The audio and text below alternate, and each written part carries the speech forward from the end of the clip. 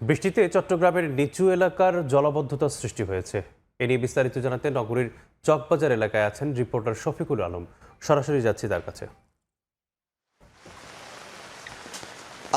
সকাল থেকে কিছুটা গুড়ি গুড়ি বৃষ্টি হলেও কিন্তু এখন থেকে আবার মুষলধারে বৃষ্টি শুরু হয়েছে বন্দরনগরী চট্টগ্রামে। আসলে গত 5 দিন ধরে যে টানা বর্ষণ থামছে না, গত রাতে কিছুটা হলেও স্বস্তির নিঃশ্বাস ফেলেছিল নগরবাসী, কিন্তু আবারও আমরা আসলে দেখছি সেই মুষলধারে বৃষ্টি, যেটিকে আসলে প্রাকৃতিক বিপর্যয় বলা হচ্ছে। কারণ শুধু নগরীতেও নয়, চট্টগ্রামে যে জেলাগুলো রয়েছে, 3 পার্বত্য জেলা রয়েছে, কক্সবাজার রয়েছে, উত্তর এবং দক্ষিণের যে উপজেলাগুলো রয়েছে, সবখানে কিন্তু একই অবস্থা।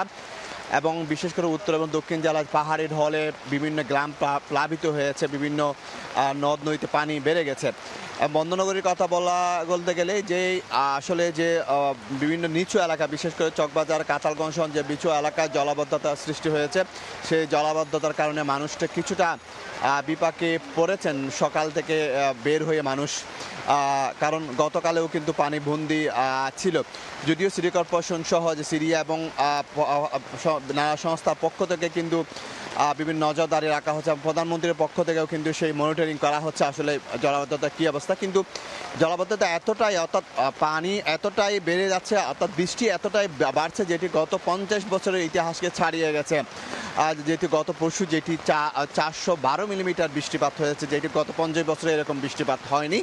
কারণ যারা চট্টগ্রাম জলাবদ্ধতা নিয়ে যারা কাজ করে, তারা বলছে 400 মিলিমিটার পর্যন্ত তার ধারণ ক্ষমতা রয়েছে, 450 মিলিমিটার পর্যন্ত।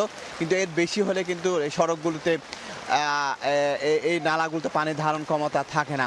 সে বিষয়টি আসলে সেদিন সেনাবাহিনীর পক্ষ থেকে কিন্তু জানানো হয়েছিল।